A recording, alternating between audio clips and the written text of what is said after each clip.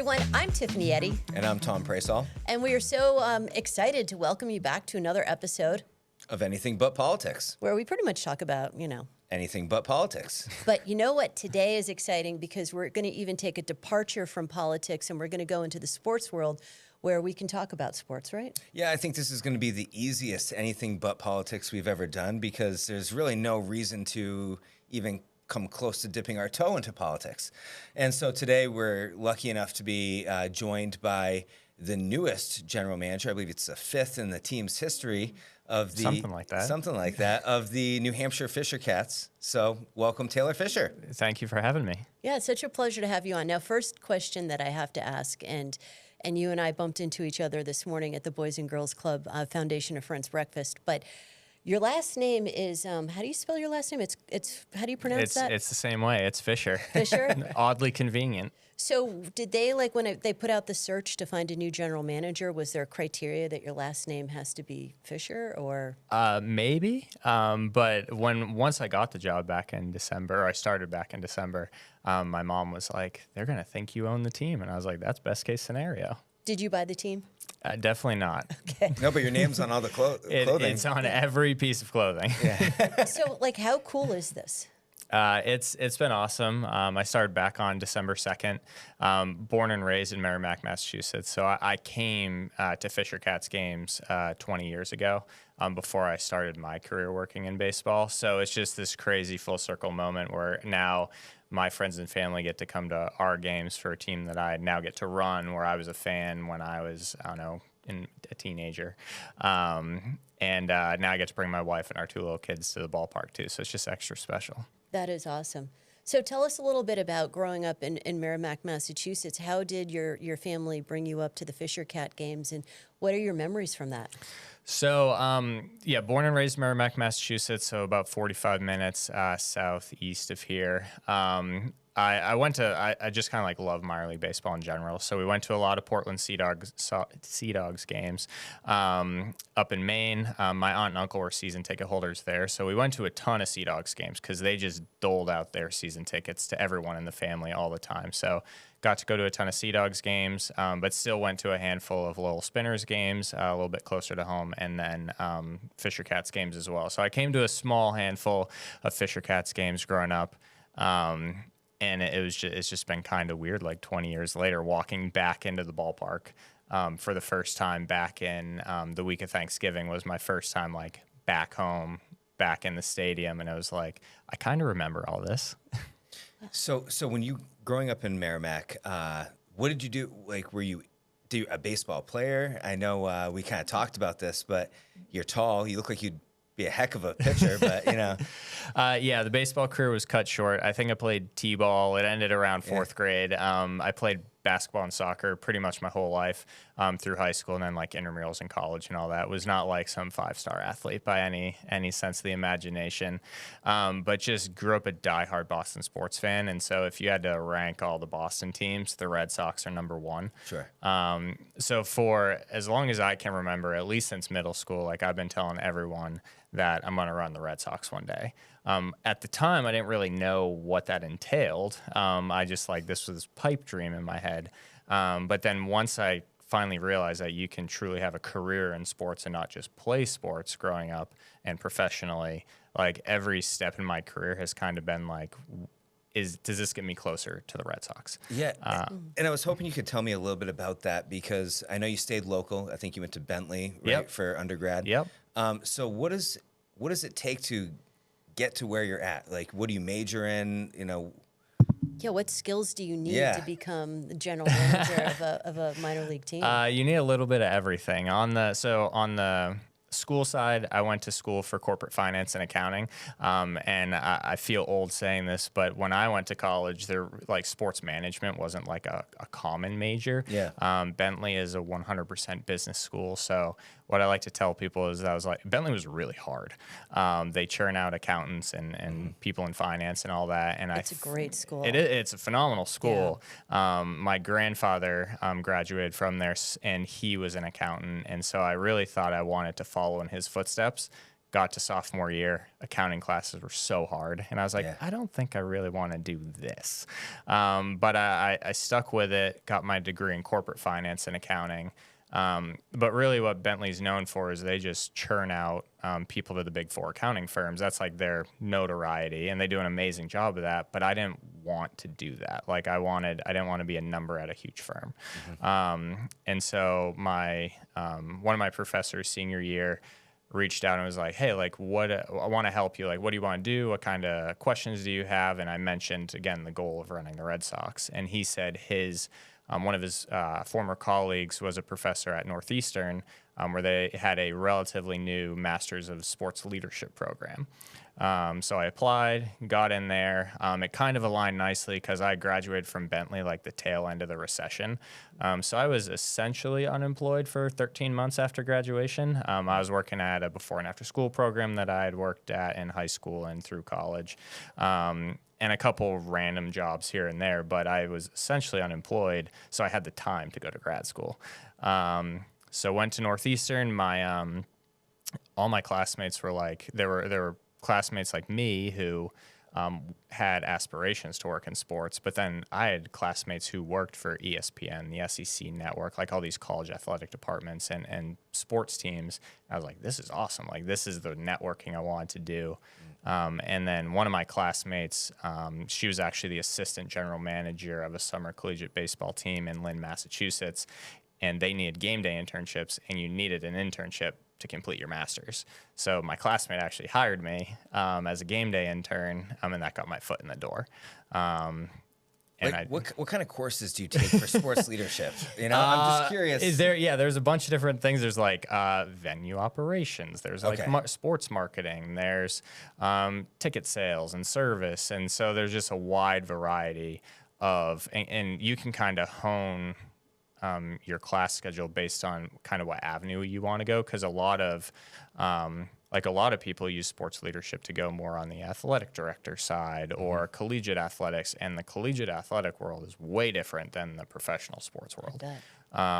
So there was a whole multitude of classes, and it was just like, for me, that was 100 times easier than Bentley, but it was because it was something I was so passionate about that like every class I had almost 100 in. Like it was the 4.0 in every class. Like I was like, this is what I know I want to do. And that's so awesome, because if you're good at it and you love it, then you know that's where you're going to be excelling. So yeah, that makes perfect sense. Yeah. And baseball was always kind of the center of your focus, or where you wanted to be going? Not initially until I had the internship. So opening night in Lynn, we were kind of told on the front end a good opening night in Lynn was like 1,500 people. Very small stadium, summer ball, summer collegiate. So if we got to 1,500, like that was a good night. We get to opening night, pure chaos. We like for good reason. Huge crowd for that stadium standards. We had 2,300 people, and the lines were so long at concessions, and everyone's having a beautiful night. Everyone's having a blast. And the thing I remember most is, so the GM, his name was Bill Terlecki. He worked in baseball for almost 40 years. Huge mentor to a ton of people that still work in baseball. And I was just very fortunate that he was my general manager. And so there was a time during the game where there was basically every game day intern was working one concession stand. It was a pizza stand, and we're lined up all the way down these tables just dishing out pizza to all the fans because the line was literally all the way down the concourse. And he came around the corner, and he just started fist pumping. And he's like, that's what I love. Like, that's what we need. Like, everyone just jumped in and did what was needed. And I went home that night because I was still living at home at this point, and I said to my parents, I'm going to work in baseball for the rest of my life. And they're like, pump the brakes. It's truly day one, the first game at least. I'd worked up until the opening night, but first game in the books, like, pump the brakes a little bit. I was like, no, like, I know. And they're like, okay, like, let's see where this goes. And now we're year 13 is this year. Wow, year 13. So you went from that internship, and what were some of the next stops to bring you here to the Fisher Cats? So stop 2, this is a lot more glamorous sign than it was, but after the season, after my game day internship season, Bill called me into his office after the season and was like, hey, I want to see how I can help you, like, fully get your foot into the sports world like for good. Wow, that's wonderful. And when I got to his office, this was by this point I had a full-time job actually. And so I drove there from my full-time job. And when I got to his office, he was like, I had zero intention of this being how this conversation was going to go, but one of the other teams in the league just called me. They're looking for a general manager.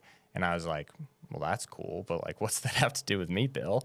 And he was like, I think you should be the general manager. And I was like, what are you talking about? I was like, I was a game day intern. And he's like, well, no, like it's different in summer ball. Like the GMs here for the most part, he's like, I'm old. I've been in here doing it for a long time. But like a lot of GMs are just like, they're really young. They're really hungry. You need to have great work ethic. You need to have fun and you'll figure it out. And I was like, well, if you think I can do it, like I'm all for it. This is like dream job step one. Right out of the gate. Like right out of the gate. Let's figure it out. He introduced me to the owners. I got the job. What I like to tell people, which is very true, is my title was general manager because I was literally the only employee. They couldn't give me any other job. And I learned a ton. It was like a game day internship on steroids. I had to do everything. I had to sign players, which I was horrible at. I don't have an eye for baseball talent, but I had to figure out concessions and transportation and social media and ticket sales and everything. So it was awesome. And where was this local as well? Sorry, that was in Old Orchard Beach, Maine. Okay. So there's a Nice 30 Yeah. great spot. Yeah, I lived a quarter mile from the beach. The ballpark's like maybe a mile from the beach. It was my first time truly living alone, so it was just fun. Like first fun experience living alone. And I got to do everything. I learned what I liked, what I didn't like, what I was good at, what I was bad at, and what I needed to do better if I wanted to like progress in my career. So I have a question about this. Go for it. It just kind of came up. So what were the crowds like up in Old Orchard as compared to your internship in Lynn? Because I feel like being a summer resort area, there's got to be bigger crowds. No, because those crowds like to go to the beach. Okay. They don't like to watch baseball. So even though we were like right by the beach, everyone's at the beach. So Old Orchard Beach there's like 8,000 people that live there year round. During the summer, 120,000 people live there year round, and they all go to the beach. That's crazy. So the crowds were a little rough most of the time. Also, too, we're so close to Portland, so we're competing with the Sea Dogs, and the Sea Dogs are the Red Sox AA affiliate. Like that's a huge draw. So not as successful as I would have liked. So about how many? Oh, sorry. No. How about how many people would go to those games? On a good night, a few hundred. Okay. Yeah. And what was the mascot? Well, it was the Raging Tide. So it was the Old Orchard Beach Raging Tide. So it was like a big, the logo was just like a big wave in the shape of kind of like a baseball crashing in on the shore. That's so funny. So you work as a general manager up in Old Orchard. And then what's stop number 3? Yeah, 3. The Raging Tide were owned by a retired couple, John and Pam Gallo, and they're the best. Like they were working alongside me through all this stuff, but basically they were funding the team with their retirement. And like at the end of the season, they're like, "Hey, we actually want to enjoy retirement and not pour money into this baseball team." Totally respect that. Yeah. We still check in every so often. I still need to say hi to them now that I'm back home. But they decided to shut down the team at the end of that season. So was unemployed for a short period of time, and then I got my first step into affiliated baseball, minor league baseball, and I became a sponsorship account manager with the Frederick Keys, who at the time they were the single A affiliate of the Baltimore Orioles. So like all throughout my career, I kept kind of going back to sales. And so when this position opened, like trying to get brands to market themselves in minor league baseball, like that was really exciting to me. And so that was stop 3 in Frederick. And then Nashville? And then Nashville, yeah. So I was in Nashville for 8 years. So I spent 2 years in Frederick. Made a lot of friends there, had a lot of success there, and then made the transition down to Nashville, essentially as an account executive on the ticket sales and partnership team. My title was business development, and then spent 8 years there. Got promoted 3 times over 8 years, and then when I finished up there in November, I was the vice president of ticket sales and service, so kind of overseeing the whole ticket sales world for the Sounds. Well, I think I read a story that ticket sales exploded under you. I would say so. Yeah. My friends in Nashville might give me crap for that, but yeah, I would say so. Yeah, we had a lot of success down there. What was the secret sauce? I think is the beauty of Nashville is we are in a major league size market. You have the Titans, you have the Predators, you have Nashville SC. But the awesome thing about the Sounds is that they're the longest tenured professional sports team in Middle Tennessee. And so many people have so many memories coming to Sounds games. And so there was an old stadium that was down there for a while, very run down. And then the new ballpark opened in 2015, just before I got there. And so the city was kind of like reinvigorated for the Sounds. But the thing is, all those other options in town are really expensive. So relatively, the Sounds are extremely affordable, but we're like right downtown. So easy to get to, awesome fan experience, incredible time, and Middle Tennessee has over 2 million people in it. So you have a huge market of people to pull from. So we definitely worked really, really hard, but we also had like this awesome fan base to pull from. And we did have a ton of success. We rose to be in the top revenue team in all of minor league baseball. So that's something I'm really proud of for myself and our team, because we worked really, really hard that whole time. And it was just like an absolute pleasure to be part of that organization for as long as I did. So is that where you met your wife? That is where I met. We met at the ballpark. In Nashville. Yeah, sounds like a good story. Let's park here. Here's to meeting your wife. She worked in our ticket office on the game day staff. I was working in the front office. And basically, when I started down there, the whole front office was really we were all in our early to mid 20s. And so it was just one big friend group.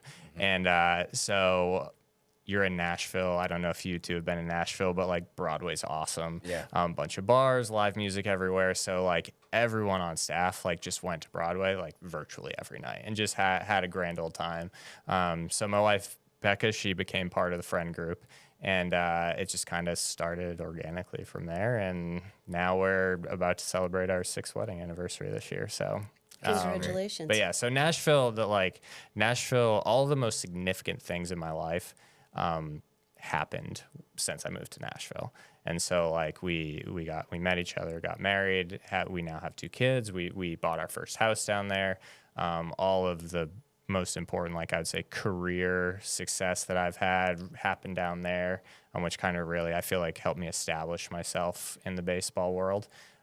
So like, if you told me I was going to be in Nashville for 20 more years, like I would have been perfectly okay with that. Like the Sounds are an absolutely incredible organization. Nashville is an absolutely incredible city. But when New Hampshire came calling, and it was the ability to come home and, like I said, like bring our kids home around all our relatives, because my wife's from Connecticut. So, so just being home with all of our New Englanders was just like, it couldn't pass it up. So did they reach out to you, or how does this process work for finding a new GM? Right? Yeah. Aside from looking for someone with the last name Fisher. Kind of came out of nowhere. Our ownership group here with the Fisher Cats is Diamond Baseball Holdings. They have come in and kind of taken minor league baseball by storm. So there's 120 minor league teams. Every major league team has 4 affiliates below it. So out of the 120 minor league teams, as of this past week, Diamond Baseball Holdings now owns 43 of the 120 teams.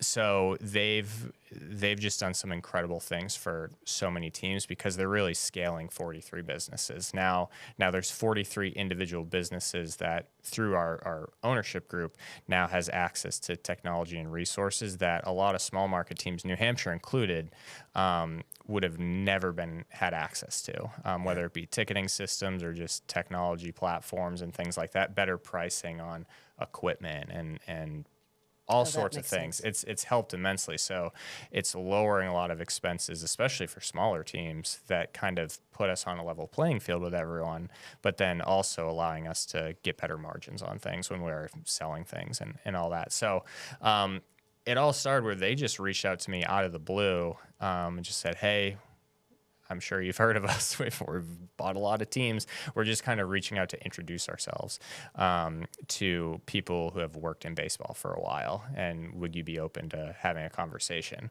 I was like, sure, sounds good. I always tell everyone that has worked for me, like, you should never say no to a conversation because you never know what might come of it in the moment or down the road. So just had the put it on my calendar and started the call. And it was purely just conversation. And then the person I was speaking with asked if I knew that the GM position was open here. And I said, no. Did you know I'm from Massachusetts? And they're like, nope. And I was like, sounds like we should kind of continue this conversation. And it's just like quickly kind of steamrolled from there. And here we are. Wow. So when you now, and it must be surreal when you walk into the stadium and you think, like, I'm in charge of all this. Yeah, it is pretty surreal. I mean, first of all, that's incredible. So congratulations. Like, Yeah, I'm thank you. so happy for you, and I can't wait to see what you do with this team. But what are you what's your responsibilities now to oversee the Fisher Cats? Like, everything, but what does that entail? The simplest way of explaining it is everything, like, once you step on the field, that's all the Blue Jays. Okay. So the Blue Jays are our parent club, have been since day one. But everything baseball specific is handled by the Major League Club. We are the goal of the minor league team is to fill the stands, come up with the best promotions, have the best experience. So really on the experience side, that's the whole fan focus and all that. And then on the baseball side, it is our requirement to make sure we are providing the best facilities for player development. Okay. So because really at the end of the day, our players and our coaches too, like, they don't want to play and coach for the Fisher Cats. They want a major league job and they want to make it to the Blue Jays or whatever team ultimately gives them that opportunity. So it's our job to make sure while they're here, they have an incredible experience and they enjoy the Fisher Cats experience. Like, no one wants to stay in AA baseball at the end of the day. So that's the goal. But from my side of things, like, every day, I've been saying every day is like kind of a little chaotic, but all for good reason. Like, I say to our staff, I say to our fans, like, every day, like, I get to work for a baseball team. My office is a ballpark. Like, It's not that serious. Like, yes, there's a lot of serious things we have to deal with that are serious, like, in our world, but in the grand scheme of things, like, it's really not that serious. Like, the comparison I use is, like, I come from a family of first responders. My dad's the fire chief of our hometown. My brother's a firefighter. My grandfather was the fire chief prior to my dad. Like, we have a lot of EMTs and other first responders on both sides of our family. My father-in-law is a firefighter as well. And so, like, that's a real job. That's a hard job. Like, you have to save lives every day. Yeah. I get to make sure that when you guys come out to the stadium, I say it's a 3-hour mental vacation. Like, I think we can all agree there's a lot going on in this world. And if you can just show up to the ballpark, have a hot dog, a cold beer, and watch some baseball, like, it's pretty easy at the end of the day. Don't threaten me with a good time. No, but I'm really glad you asked that question, because I think for most of us, when we think of a GM for a baseball team, we think of the Theo Epstein, right? Yep. Yeah. We think of someone who's involved in the trades, the lineups and all of that. And so what you said was essentially the Jays take care of all that. Yes. Yep. And so, but how much of, so I guess this is one of my questions. I'm assuming you probably have an answer for it, but how much of that is controlled by the Blue Jays and not the coaches on the ground here? Yeah, so I don't know all the nuance of how the Blue Jays run their baseball operations, but what I learned a lot in Nashville is there are different teams that get, like, uber, like, into the details. And so there would be times where our manager down there would tell us where the Major League Club would call him and be like, okay, so-and-so is going to hit second today. We only want him to swing at breaking balls. And, like, it can be that specific, or, like, we only want, normally this guy plays first base, we're going to try him in left field today. Like, a lot of that, because at the end of the day, they're developing talent. So they're trying to see where all these players will be a best fit and work with them to hone their skills. So it can get, like, uber particular about that stuff. I don't really know how the Jays handle that quite yet. But it is, like, it's very interesting, like, That is fascinating. The point is really not like the goal isn't to win games. The goal is to develop players. So if you win games and win a championship at the end of the year, I'm going to be super excited because I'll get a ring. But at the end of the day, like that's really not the purpose. The goal is to make sure the guys are making it to the majors. And so that's what's really interesting to me because so I was an athlete growing up, Yeah. and while I completely understand you're there to develop the players, and you got a guy rehabbing, you want him to do X, Y, Z. Yep. But as a coach and as another player, you want to win, right? So like you're on a six game win streak, and it's like all of a sudden you get the phone call. All right, so and so's only gonna swing at breaking balls. I'd be like, really? It is a fine line. Like at the end of the day, like we've had a couple tough losses this year, and it's like that stinks. That still hurts. Yeah. We've also had some incredible wins. We've had a walk-off win. We've had a lot of fun this year winning games too. But like at the end of the day, that's really not the ultimate goal. Well, and you would think it would be tied into ticket sales too, right? Because everybody wants to be on a winning team. So if you are winning, that would probably be more attractive, I would think, to the general public to want to go to games. Yes and no. Like the beauty, so this, like I said, this is year 13 working in baseball. I have never once in my career had a fan say they're not renewing their season tickets, not renewing their sponsorship, or not renewing their group outing because the team was bad.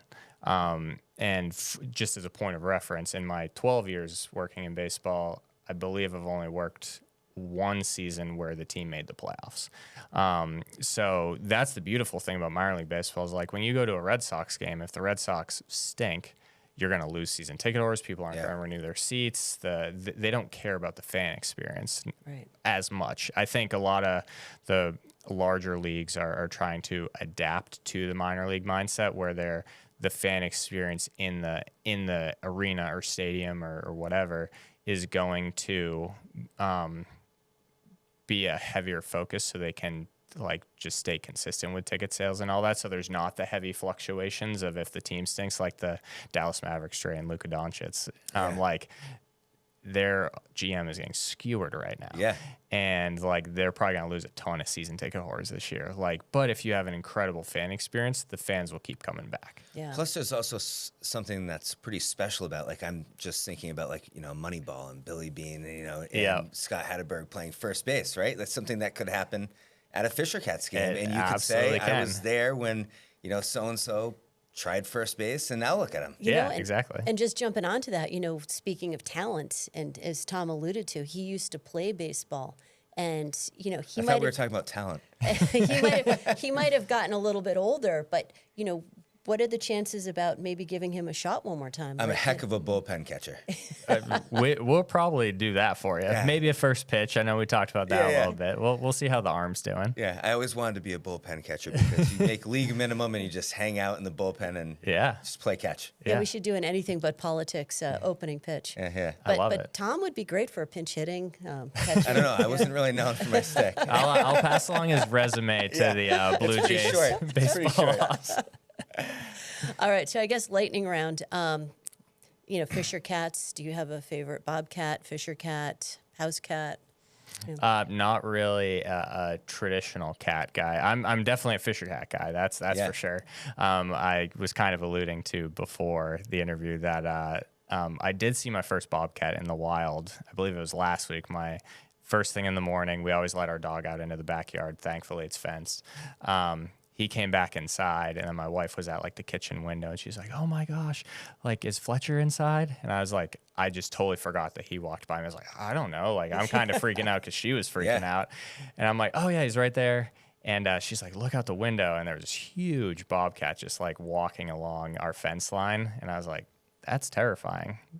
Well, welcome to New Hampshire. Welcome back to New England. Yeah. And how does it feel to be, in New Hampshire, becoming part of the community? Because it really is. It's such a wonderful, tight-knit community that I would imagine is now starting to embrace you. Yeah, I love it. I just have loved going out to a bunch of the networking events, the breakfast, everything, getting to know everyone. One of my aunts and uncles, they live in Greenland, and then we had a camp up in Tamworth, New Hampshire, for many, many years as our family. So we've spent a ton of time in New Hampshire, but now being settled and and really meeting the community. And we moved out to Chester, so Chester's beautiful, nice and quiet and quaint and full of bobcats. But no, it's been great meeting everyone and just getting to know our fan base, know our partners, and just trying to show people that like with Diamond Baseball Holdings coming in, they bought us last February, so we've been with them over a year. Like I'm just trying to show the community that like the first 20 years of Fisher Cats baseball was awesome, but the next 20 are going to be a whole different level. And so that's just one thing I'm trying to ingrain in people, that like everything's going to be different moving forward and just more exciting. And we're just going to continue to improve on the fan experience. Yeah, that was one thing I was going to ask is what can we look forward to this season? I mean, is Casey the dog coming back? Casey's still there. He's still there? All right, so good. Casey's locked in for, she's always done 3 games a homestand. So Casey's back this year. I just have like a lot of lofty goals and I can't like share most of them, but like, I just want to see like how much we can do different at the ballpark. I think coming from a very big market team, I'm trying to see like what can translate to a much smaller market. But also too, like, is there anything physically different we can do at the ballpark? I don't know, but I'm going to ask and I'm going to see what's possible. So we're just gonna have fun with it. Yeah, I'll tell you one of my fondest memories as a child going up to a Sea Dogs game, because I grew up in Massachusetts, was they did a Field of Dreams. I've been to that game. It's awesome. It's so awesome. Yes. They all wear the old uniforms. They've got corn stalks. They come out of the wall. It's very cool. Yeah. I love going to that game. We have a lot of fun promotions. We have 69 home games a year, so the goal is to have 69 entirely different fan experiences. We don't want to ever get stagnant, and that was the mindset in Nashville, because you got music venues, you got the other sports teams, you got a million things to do in Nashville. So if we stay stagnant in any way, shape, or form, we're going to fall by the wayside. It doesn't matter that we've been a team for 45 years. If we don't do things differently every year and improve on things, like, we're going to become old news. So that's kind of the mindset here. But the exciting thing about here is the Fisher Cats, like, we're the only sports team in New Hampshire. Yeah. So, like, we own that. We're New Hampshire's team. We're not just Manchester's team. So that's how we want people to kind of recognize us, and also, like, just have the Granite State love us, not just Manchester. And if we can pull some fans from Maine and Massachusetts too, that's even better. Yeah. I mean, I'll give you some ideas right now. Just what do you got? We can talk about it. I mean, given your Nashville connection, I wouldn't hate a Hattie B's night. You know. There we go. A Tootsie's night. I'm just, Tootsie's is kind of a tourist trap, though. I mean, that's a hot take by me, probably, but I never lived there. I just visited, so guilty as charged. And you can hire Tom too. Like you were looking for an internship, right? Yeah, always game day internship. Yeah, sounds fantastic. You can do the sumo wrestling. Do you want to be Bubba Blue or Rowdy Red? I mean, blue's Blue. more my color. Okay. Okay. I'll let Rowdy know you're down for that. No, but I think it's really exciting.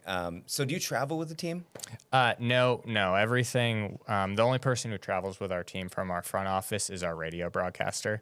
So he goes on the road with the team. I'm kind of glad I don't travel with the team, because I would never see my family. Yeah. But we are going to make a trip to Portland in July, so I can get my first Sea Dogs game in I think 11 years will be the last time I went to a Sea Dogs game. Gonna go down to Hartford to watch the Yard Goats when we play down there. So that's June 1st. We're going down there. So definitely want to take in games in other markets, but thankfully the travel is not a requirement. That's good.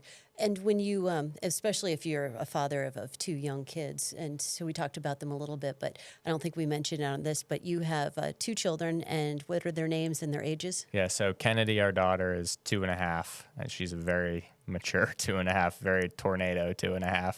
And then Theo is our son, and he just turned 6 months this past week. And he's just like a unit. He's huge. And don't forget... Oh, sorry. Was he named after Theo Epstein, or is it? He was not. Like, so one of my season ticket holders in Nashville actually gave us the name Kennedy. My wife and I were down to 3 names, but we weren't like really sold on any of them. And so I just asked one of my season ticket holders, and they're like, "Oh, I love the name Kennedy." And so I texted my wife. I was like, "I love the name Kennedy," and she's like, "Okay, so that's how we got to Kennedy." Uh-huh. And then when we found out my wife was pregnant with Theo. We were like, oh, it'd be funny if we named our kids after presidents, and then people think we Oh, love yeah. presidents, which is we don't have that fascination. But but then we did start going down like names of presidents, and there's a lot of good first and last names that would serve a good first name. So my wife and I each made a list. On my list of names, I had Theo and she had Teddy. So we're like, well, Theodore captures both of those, and so that's how we settled on Theo. So technically we have two presidents' names, but not for that reason.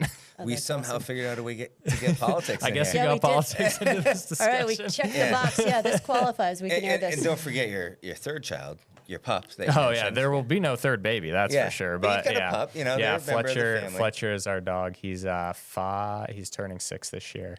But yeah, he's a pit boxer mix, and he's the best. He's just a big lounge dog. Yeah. He's 80 pounds, so he's not light, but he just loves just hanging out and chilling. He could have beaten up the bobcat. He's pretty soft. He definitely could not have. He's a big softy. He would have run in the he would have tried to make friends with the bobcat and then sprinted in the other direction. That's funny. So, well, one last thing I wanted to ask, and I had another idea. Yeah. And Oh boy. have you ever thought of cotton uniforms? You know, I hear they're very breathable. You just got to be careful of the shrinkage. It's a Seinfeld reference. Oh, George sorry. Costanza. One of my coworkers in Nashville would skewer me right now because I've never seen Seinfeld. Oh, God. And he made fun of me all the time, like, how can you have never watched Seinfeld before? Tom just wanted to say shrinkage on the podcast. Just wanted to quote George Costanza. Yeah. All right, one more serious question. But when you walk into Fisher Cats Stadium, which is a beautiful stadium too, Yeah. right by the river and and right in the corner of Manchester, I always thought it was just a beautiful place to go. What strikes you? What's your favorite aspect of the ballpark? Oh, man. Like, like my ultimate ballpark experience is walking into Fenway. And I love how when you walk in on the concourse, like you're kind of in a tunnel, but then as you look up the small ramps, you can see the green monster in pieces. And so that gives me goosebumps every single time. Yeah.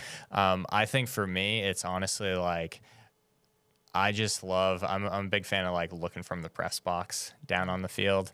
Cause you just see, especially like not on game day, cause you're kind of just like, it's just you and the ball field. And so that's what I love is like just going up there and just looking over the stadium and just being like, it's really cool that I get to do this job every day. It kind of puts things into perspective a lot. My mom always had this phrase growing up, like whenever the Red Sox would get eliminated or the Patriots would lose or whatever, like I'd get bent out of shape because I love Boston sports. And she would always say, don't be dumb, people have cancer. And so when you hear that your whole life, like it puts things in perspective. So like every day I walk into the ballpark, I'm like, this is the greatest job ever. Like there's nothing that's so serious that's happening here that can't easily be tackled in some form or fashion. Like we've definitely had to figure stuff out and I'm learning on the fly and I've certainly made mistakes along the way. But like at the end of the day, when I go up to the press box and I look down at the field, it's like, I get to look at this every day. Like it's not that serious. Yeah, and I do love the setup too of the Fisher Cats because you come up the stairs and that's kind of when you see everything, right? And it opens up similar to, Fenway, just at a smaller scale, but yeah, of course, it is something super special. Yeah, no, it's awesome. I got a cool job, and I recognize that. We have fun every day. Yeah, That's awesome. I can't wait to see what you do with this team. I'm really just so super pleased that you came on and we got to know you a little bit and everybody else gets to learn a little bit about you. But what an awesome career that you've had. And yeah, thank you. Wish you like huge success. We got big goals, so like just give me some time. We're working on a lot, and I appreciate you having me on. But we're gonna do some fun stuff with the Cats. well, like I said, I'm available. I've already been spitballing ideas, but really, Hattie B's night, I'm in. I love hot chicken. And we'll definitely do opening pitch if we can get an invitation. Yeah, let's do it. You can throw it though. Hey, I said it once, I'll say it again. Don't threaten me with a good time. Well, Taylor Fisher, new general manager of the New Hampshire Fisher Cats. Thank you so much. This was informative and fun and just, love what you're doing. Yeah, thank you for having me. Yeah, thanks. We'll see you at the park. Sounds good.